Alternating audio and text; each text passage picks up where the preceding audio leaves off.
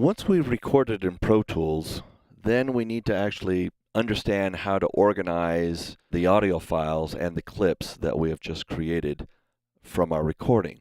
Each time we create a recording in Pro Tools and create a clip, that clip will also be shown in the clips list over here on the right-hand side. Remember, if you're not seeing the clips list, perhaps it's hidden, so you need to press this button down here to make sure that you can see your clips list. So you can see here that each time I click on this clip and highlight it, it also correspondingly highlights the clip in the clips list. Now, when you're looking at a clip in the clips list, there's a variety of information that you can glean from this data right here. One of the first things that you need to understand about these clips in the clip list is basically how they're laid out, their naming structure. So to do that, I'm going to show you real briefly on my notepad. Each clip has a way that it's laid out. The first thing that the clip will contain will be the track name. And then it'll be followed by an underscore. And then it will be the track take, and then a hyphen. And then it'll be referenced by some type of number. You know, 01, 02, 03, something like that. What this is showing us is the name of the track, and then which take it is. This is called a subset clip, or a subclip for short. So looking at this clip over here, we can see that this clip came from the vocal test track, which it did, and then underscore, and that's the second take, which it is because I did one earlier and then I threw it away before I started my recording. So now if I did a third recording, right now I could go ahead and start the recording and record the data. Right now I'm not recording anything, but it's fine. We'll use a blank recording. Now as soon as I stop that recording, you'll see it's got another number behind it. I actually deleted the first and the third take, so it's starting at the fourth take. You can see that each of these is a take. Now if I go ahead and record another take, that one would be take 5. If I do another recording, take 6. Take 7, etc. You get the idea. So each time we make a recording, Pro Tools adds a new tag onto that to let us know which take it was. Something else that's important to understand about this naming structure that Pro Tools uses is there are two types of clips. There's something called a whole clip. And a whole clip, what that is a whole parent file. So it is a full file. And then there's something else called a subset, or subclip, I've heard it called. And what that is that is a piece of a parent file. Okay, so it's just a segment. So a whole file clip is the parent file, or it's the full clip. A subset or subclip is a piece of the original parent file. If we go back in here to Pro Tools, you know, you saw me do this, that this whole file is one whole file. It's not just part of a file. So the way that we in Pro Tools know that it's a whole file is that it is a bold file. So if the text is bolded, then we know it's a whole file or parent clip.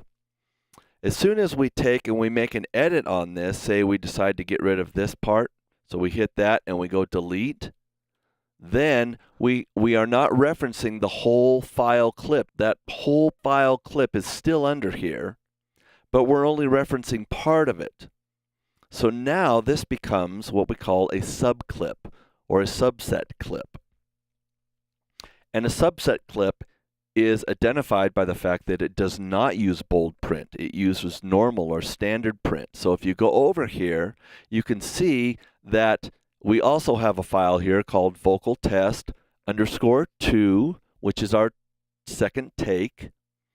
And now we have a hyphen and 01, which is the first subset clip based on that vocal track and take number 2. Now, is that whole file clip still under here? Absolutely. It still is there. I mean, we could get to it by doing that. We've brought it all the way back now, and you'll see that that subset clip is gone. But if we click on this and delete it, it's going to show us a variety of subset clips. Now, in this case, what I did was click on it, and I separated it. So now I've separated the whole file clip into 2 subset clips. You can tell that just by looking here. Take 2, that's subset number 2, and subset number 3 clip. So that's basically whole file clips and subset clips. If a file has a hyphen at the end and this additional data, you know it's a subset clip. So anytime we do any editing to a whole file like that, we are not making any permanent changes to the whole file clip. We're only making new subclips. And that's an important thing to realize in Pro Tools, is that when you're doing editing and you're messing around with things, each time you change or alter a clip, that whole file clip is still underneath in the audio files folder. And what we've done is that we've made these clips now, and these clips just reference that audio file in the audio files folder. We're not actually destructively changing that main parent file or whole file clip. That remains unaltered because we're doing non-destructive editing. Okay, now I've added into Pro Tools a basic loop. All right, and you can see that loop up here. One of the things that you'll notice is that this loop has a disclosure triangle next to it. And that's because it's a stereo loop. It consists of 2 mono tracks, a left and a right track. So if I click on that, you'll also see that it shows me those 2 mono loops that are contained in that stereo track. So that's how Pro Tools will show you a stereo track. If it's a whole clip or whole file clip, it'll be bold and it'll say stereo behind it. And it'll contain 2 whole file mono clips that constitute this stereo file. Now, if we edit this, say we want to make some edits on each of these little transients right here, each time I slice up this audio, it's giving me a new subset clip. So hopefully this will help you understand the difference between subset or subclips and a whole file clip. This whole document was the whole file clip. That's up here. So if I drag that back into my session, you'll see it's the exact same thing. But what we've done is we've taken and cut this up into a bunch of segments, and that's showing us in the clips list that we have up to 16 different segments now that are subset clips of this original whole file clip. It's also easy in Pro Tools to rename a clip. The process for renaming a clip consists of just double-clicking on it with the grabber tool, and it opens up the rename dialog box here. So we could go ahead and change the name of this if we chose to. Okay, another way to do that is to right-click and select rename. That'll give you an opportunity to rename the clip. I'm going to go ahead and drag into Pro Tools this full whole file clip for this drum loop here.